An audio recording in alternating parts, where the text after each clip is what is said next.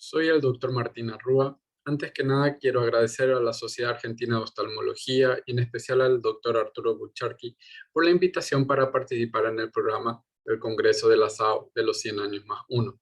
El tema que vamos a tratar es sobre el manejo actual del glaucoma uveítico.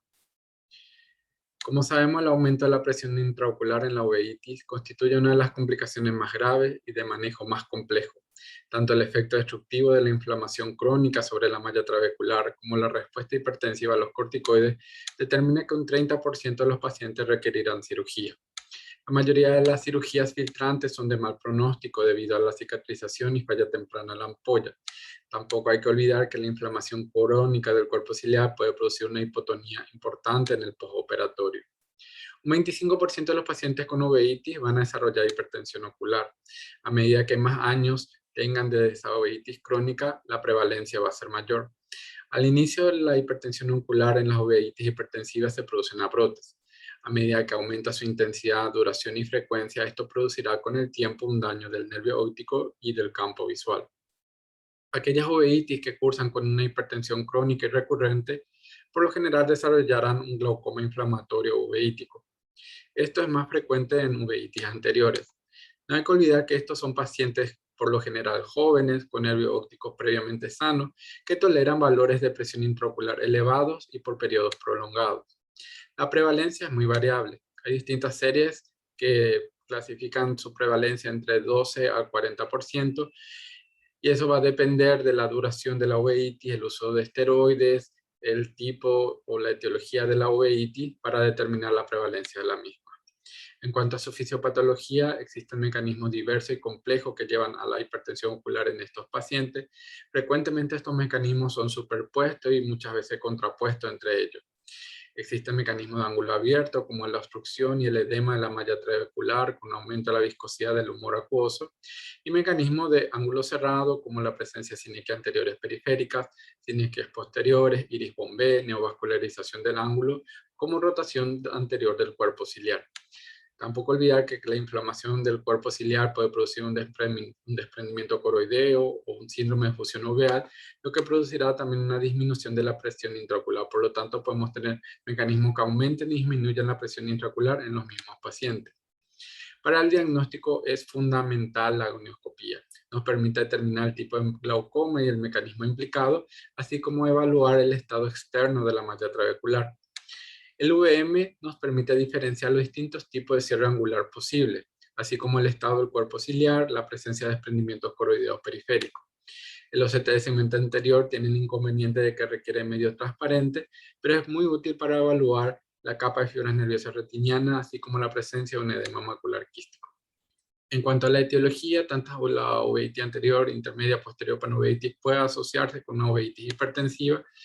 En cuanto a las causas, las más frecuentes son el herpes simple, el herpes zóster, la iridociclitis heterocrómica de Fuchs, la crisis glaucomatociclítica de Posner-Loschmann, la toxoplasmosis, el síndrome de Boco-Yanagi-Arada, los glaucomas inflamatorios postquirúrgicos y en niños la artritis idiopática juvenil.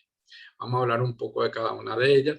La queratouveitis herpética, en un 23% de los pacientes con herpes simple o herpes zóster pueden desarrollar una hipertensión ocular. Hay antecedentes por lo general de queratitis herpética, de opacidades corneales estromales, de atrofia sectorial del iris, así como la presencia de una pupila semidilatada e irregular. La iridociclitis heterocrómica de Fuchs se caracteriza por la presencia de la heterocromía, aunque en un 10% pueden ser bilaterales y esa heterocromía ser confundida, la presencia de precipitados queráticos estrellados y difusos, una iridociclitis crónica leve, atrofia de iris, formación de cataratas, presencia de vasos anómalos en el ángulo, con la característica presencia del signo de Andle, que es el sangrado al realizar una paracentesis, o una tonometría, una gonioscopía al comprimir el globo ocular, y por lo general no presentan sinequias posteriores ni edema macular quístico. La crisis glaucomatociclítica o el síndrome de Posner-Loschmann generalmente son episodios unilaterales de uveitis hipertensiva autolimitada, con presiones intraoculares muy elevadas que pueden llegar incluso hasta los 60 milímetros de mercurio. Tienen depósitos muy escasos, pero gruesos, con un tinte moderado, y por lo general duran días y suelen ser recurrentes. El síndrome de Burkitt-Nagyarada constituye una panoveitis bilateral, tiene manifestaciones dermatológicas y en el nivel del sistema nervioso central. Se puede observar un glaucoma en un 20 a 40%. En ellas aparecen tanto mecanismos de ángulo abierto y ángulo cerrado. Se puede observar el desprendimiento coroideo, así como también edema y rotación anterior del cuerpo ciliar.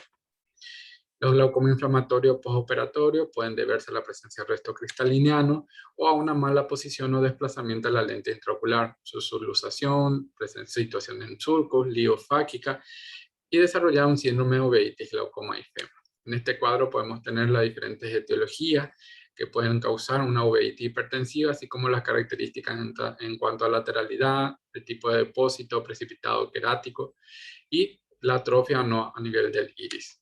En cuanto al tratamiento, este está basado en 3 pilares. 1, el control de la inflamación. 2, el tratamiento etiológico. Y 3, el manejo de la presión intraocular. El control de la inflamación está encaminado a minimizar las consecuencias adversas que esta crea. Por lo general, los corticoides constituyen la primera línea, son los antiinflamatorios más utilizados, pueden ser utilizados en todas las vías, vía tópica, periocular, intravítrea, sistémica. Los corticoides más potentes utilizados es el acetato de prednisolona, el diflupregnato y la dexametasona.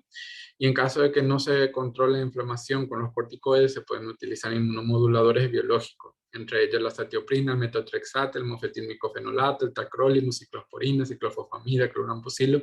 Esto siempre en colaboración con el internista y el reumatólogo. También se puede utilizar en los inhibidores del factor de necrosis tumoral alfa, como el infliximab o etanercept, y en caso de que no mejore, llegamos a terapia biológica con el adalimumab o infliximab. Estos, a mayor potencia, por lo general presentan mayores efectos adversos en este sentido de la flecha. También ten en cuenta que los inmunomoduladores, los biológicos, tardan semanas o meses en llegar a realizar su efecto y durante todo ese tiempo el paciente debe seguir utilizando corticoides y muchas veces para controlar la inflamación, también para mejorar el dolor y la prevención del sinequia, no olvidar de utilizar los cicloplégicos. En cuanto al tratamiento etiológico, los antivirales sistémicos hay que utilizarlos en las queratoveitis herpéticas e hipertensivas, en la etapa aguda utilizar la dosis de herpes zóster y para evitar recurrencia en dosis profiláctica. Está asociado a la presencia de citomegalovirus en el humor acuoso en los pacientes con el síndrome Poner-Losman o en la iridociclitis heterocrómica de Foot. En ellos el uso del ganciclovir o el valganciclovir pueden disminuir los brotes de estas infecciones virales. Las desventajas son su costo elevado y los efectos adversos que presentan. En cuanto al tratamiento médico para la reducción de la presión intraocular, por lo general la respuesta al tratamiento hipotensor es muy variable, podemos encontrar inclusive hiperrespuesta debido a que muchas veces la presión intraocular elevada es seguida por una disminución de la producción del humor acuoso por la ciclitis asociada en estos pacientes. Los beta bloqueantes siguen siendo la primera línea para el tratamiento hipotensor de los pacientes con uveitis hipertensiva. Los alfa-2 agonistas y los inhibidores de la anhidrasa carbónica, tanto en forma tópica como vía oral, constituyen una segunda línea de tratamiento. Los alfa-2 agonistas se han relacionado con la presencia de una uveitis granulomatosa que se da al suspender la medicación. Los inhibidores de la anhidrasa carbónica deben evitarse o utilizarse con mucha precaución en aquellos pacientes que tienen una disfunción endotelial, pero son beneficiosos en aquellos que presentan edema macular quístico. El uso de prostaglandina sigue siendo controversial. En la mayoría de las series aconsejan no utilizarlo en aquellos pacientes que tienen antecedentes de uveitis herpética o en aquellos que están asociados a edema macular quístico. Una nueva terapia médica que puede ser esperanzadora para estos pacientes puede ser los inhibidores de la reuquinasa, como el ripazudil, ya que aumenta la salida por la vía convencional y esto ayudaría a reducir la presión intraocular en estos pacientes. No olvidar que todos estos medicamentos siempre hay que utilizarlo con criterio, con vigilancia y precaución para tratar de evitar o minimizar los daños que se puedan asociar al uso de ellos. En cuanto al tratamiento médico láser, el uso de los mióticos están contraindicados, sobre todo porque alteran la barrera hematoacuosa. La trabeculoplastia láser, el ALT, debería evitarse debido a que promueve la inflamación y haría que pueda recurrir o presentar nuevos episodios, sobre todo en aquellos pacientes con uveitis hipertensiva herpética. Hasta el momento, la información disponible sobre el uso de SLT en estos pacientes es débil. En algunos casos sí podrían encontrar una reducción de la presión intraocular en un 50%, pero la duración de su efecto sería mínima 6 a 12 meses. Cuando hablamos de tratamiento láser en pacientes con glaucoma ángulo cerrado, no olvidar que si estamos ante la presencia de una seclusión pupilar, debemos realizar una iridotomía láser. Estas deben ser múltiples, más de 2, debido a que muchas veces quieren cerrarse. Eso es debido a la presencia de tabique fibroso detrás del iris, que promueven el cierre de esta iridotomía. Por lo tanto, para evitar las mismas, deberíamos incrementar tanto el tratamiento antiinflamatorio con los corticoides pre y post láser. Podríamos utilizar prednisolona cada 5 minutos, los 15 minutos antes y los 30 minutos después de realizar el láser. Y también se ha visto que una vez realizado el láser, puede encontrarse recurrencia de la uveitis herpética tras la iridotomía. Por lo tanto, a veces es necesario un tratamiento preventivo antiviral vía oral antes de realizar este procedimiento láser. Cuando el cierre angular es debido a la rotación del cuerpo ciliar, al desprendimiento anular ciliar o la presencia de fusión uveal, obviamente el uso de iridotomía no va a presentar ninguna ventaja. Cuando vamos a plantear un tratamiento quirúrgico, siempre tener en cuenta que la gonioscopía es fundamental, sobre todo para poder determinar la existencia del mecanismo de ángulo cerrado, ángulo abierto en la hipertensión ocular de estos pacientes. Cuando estamos ante un glaucoma ángulo abierto, podemos utilizar cirugía filtrante, como la trabeculectomía o la esclerotomía profunda no penetrante. Esto lo hacemos cuando no encontramos una reducción de la presión intraocular, a pesar de que el paciente esté con máximo tratamiento médico tolerable. Antes de la cirugía es muy importante reducir al máximo la actividad inflamatoria, reducir la población de la célula inflamatoria en la superficie conjuntival. Por eso deberíamos utilizar corticoide pre y postoperatorio, tanto a nivel tópico, periocular y sistémico. Durante la cirugía filtrante siempre asociarlas con antimetabolitos. Sabemos que la trabeculectomía, lo más temido son sus complicaciones, sobre todo la presencia de una hipotonía severa en el postoperatorio por presencia de desprendimientos coroideos o una maculopatía por hipotonía. El EPNP constituiría en este caso una mayor ventaja debido a su menor número de complicaciones y también debido a que al tener menos manipulación del iris, esto llevaría a que se inflame menos en el postoperatorio y la membrana trabeculodesemética impediría la salida de los mediadores inflamatorios al espacio subconjuntival. No olvidar que en estos casos de PNP muchas veces tenemos que asociar los implantes y antimetabolitos también. En el caso de que tengamos un mecanismo mixto, ángulo abierto, ángulo cerrado, por lo general el implante de drenaje sigue siendo el tratamiento de elección. Pueden ser valvulados como no valvulados. La ventaja del uso de implante valvulado sería su menor riesgo de hipotonía postoperatoria y que impiden el flujo bidireccional de mediadores inflamatorios. En esta publicación de Randa se observó que la válvula Molteno tenía un 87% de éxito a los 5 años y que la válvula MEO un 85% a los 5 años. Las complicaciones que sí podríamos al uso de los implantes valvulados, como no valvulados, la presencia de quiste de Tenon, de hipotonía transitoria, ifema, obstrucción de tubo y descompensación corneal. Siempre recordar que a pesar de realizar el tratamiento quirúrgico con la implantación de un dispositivo de drenaje valvular, hay que asociarlo al uso de corticoides sistémicos y inmunomoduladores.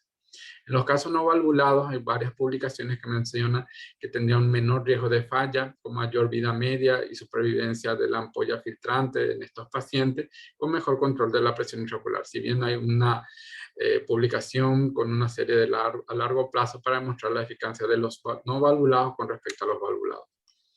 En cuanto al uso de MIG u otro tipo de procedimientos quirúrgicos como el SPRE, la canaloplastia, el trabectomo, el SEN, el Infocu o el Cajut Dual Blade, todos reportan una mejoría de la presión intraocular que varía entre 40 y 80%, aunque la mayoría de las series tienen un seguimiento corto y varían mucho en cuanto a lo que definen como éxito quirúrgico postoperatorio. Procedimientos como la ciclomodulación con micropulso o subciclo podrían ser una nueva alternativa, aunque todavía no hay mucho publicado sobre el tema. Y los ciclos destructivos tienen, como sabemos, resultados impredecibles en estos pacientes. Como conclusión, el glaucoma uveítico es de difícil manejo. La colaboración entre oftalmólogo, internista, reumatólogo e infectólogo es imprescindible. El tratamiento médico hipotensor puede resultar poco efectivo. El uso de corticoides es esencial, pero muchas veces causa confusión en los pacientes que son respondedores. Ante un paciente con cierre angular debemos realizar iridotomías múltiples y cuando planteamos un tratamiento quirúrgico, hasta el momento los dispositivos de drenaje siguen siendo de elección. Estos pueden ser tanto implantes valvulados como no valvulados, pero que estos no están exentos de complicaciones. esperando que pronto podamos compartir todos juntos en forma presencial. Les envío un fuerte abrazo desde Asunción. Saludos.